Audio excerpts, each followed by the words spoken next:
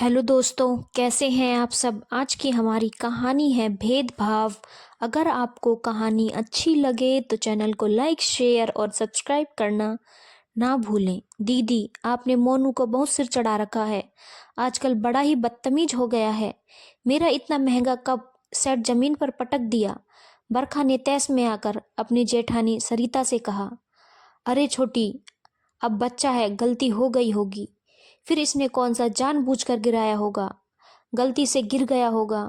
सरिता बोली, नहीं दीदी, इतना बड़ा हो गया है लेकिन इसे जरा भी तमीज नहीं। आज बरखा ने कुछ ज्यादा ही जोर से बोला, जिससे सरिता का भी पारा चढ़ गया और वो भी तेज स्वर में बोल पड़ी, बस कर छोटी, और जो तेरा नन्नू हर रोज मेरा नुकसान करता रहता है उसका क्या। मैं तो कभी शिकायत नहीं करती।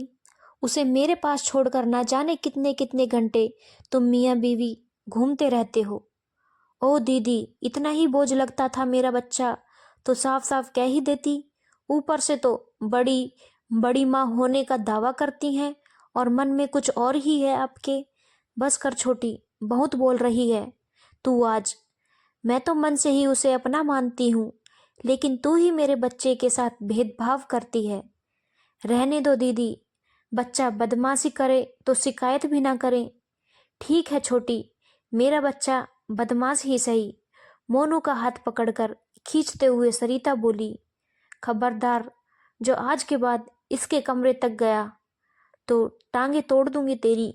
चल अंदर चलकर पढ़ाई कर। अंदर से बरखा का 1.5 साल का नन्नू झगड़े की आवाज सुनकर रोने लगा और चलते चलते बाहर आ गया।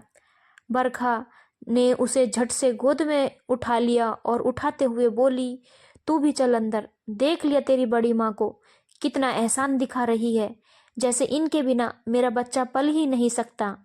एक दूसरे के तानों से आहत दोनों ने आज खूब बहस की। गुस्से में जो नहीं कहना चाहती थी वो भी मुंह से निकल रहा था। आज के बाद मुझे आपसे कोई मतलब नहीं। आखिर में दोनों ने एक दूसरे के मुंह के सामने अपना अपना दरवाजा बंद कर लिया। पूरा दिन गुजरने को आ गया लेकिन दोनों ने एक दूसरे की शक्ल भी नहीं देखी। लेकिन बच्चे कहाँ इतनी देर दूर रह सकते हैं। नन्नू अपनी बड़ी माँ की रट लगाए था, वहीं मोनू भी नन्नू के साथ खेलने को मचल रहा था। परेशान बरखा ने अपने छोटे से बच्चे पर झुंझलाहट में एक धौल जमा दिया। बाद में उसे खुद बुरा लगा तो रोने बैठ गई। कुछ ना सूझा तो अपनी बड़ी बहन के पास फोन मिला लिया।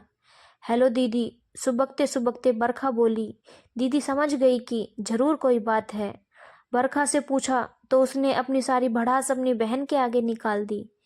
देखा दीदी, इंसान ऊपर से कुछ दिखता है और अंदर से कुछ। हाँ बरखा, ये तो है, लेकिन ये बात तुम पे भी तो लागू होती है। वो कैसे दीदी? बरखा हैरानी से बोली। और नहीं तो क्या, ये तो सच है ना कि नन्नू ज्यादातर तेरे जेठानी के पास ही रहता है। तू तो खुद भी कहती थी कि नन्नू बहुत शैतान हो गया है, मुझसे तो संभलता ही नहीं। लेकिन तेरी जेठानी ने आज तक कभी तुझसे शिकायत की नहीं ना? फिर एक बार यदि उनके बेटे ने कुछ शैतानी कर भी दी तो तुझसे बर्दाश्त नहीं हुआ। बहन, ताली हमेशा दोनों हाथों से बजती है। उनकी एक बार कही बात तुझे इतनी बुरी लगी कि तूने उनकी आज तक की सारी अच्छाई भुला दी। बहन की बात सुनकर बरखा की नजरें शर्म से झुक गईं। उसी वक्त बरखा ने नन्नू को गोद में उठाया और सरिता के दरवाजे पर दस्तक दी। बोझिल मन से सरिता ने भी दरवाजा खोला। बरखा को खड़ा देख मुंह फेरते हुए बोली, अब और कुछ कहने को बाकी रह गया है क्या? हाँ दीदी, मुझे माफ कर दो। फफकते हुए बरखा बोली, चल बड़ी आई माफी मांगने वाली। सुबह तो बड़े तैस में कहा था कि मुझे आपसे कोई मतलब नहीं। दीदी, मानती हूँ मैंने कुछ ज्यादा ही कह दिया, लेकिन छोटों की थोड़ी बहुत गलती तो माफ हो ही सकती है ना। वैसे भी एक दिन के झगड़े में इतने सालों का प्यार तो नहीं मिट सकता ना। सरिता ने बरखा को अपने गले से लगा लिया और उसकी गोद से नन्नू को ले लिया। देख तो सुबह से बेचारा रोए जा रहा है। थोड़ी देर बाद दोनों ही देवरानी जेठानी बैठकर चाय पी रही थी और दोनों बच्चे खेल रहे थे। सच में जिस तरह एक कड़वी बात 100 मीठी बातों पर भारी पड़ जाती है, वैसे ही एक माफ़ी 100 गलतियों पर भारी पड़ती है। बस एक पहल करने की आवश्यकता है। धन्यवाद दोस्तों। अगर आपको हमारी कहानी अच्छी लगी हो तो चैनल को लाइक, शेयर और सब्सक्राइब करना ना भूलें।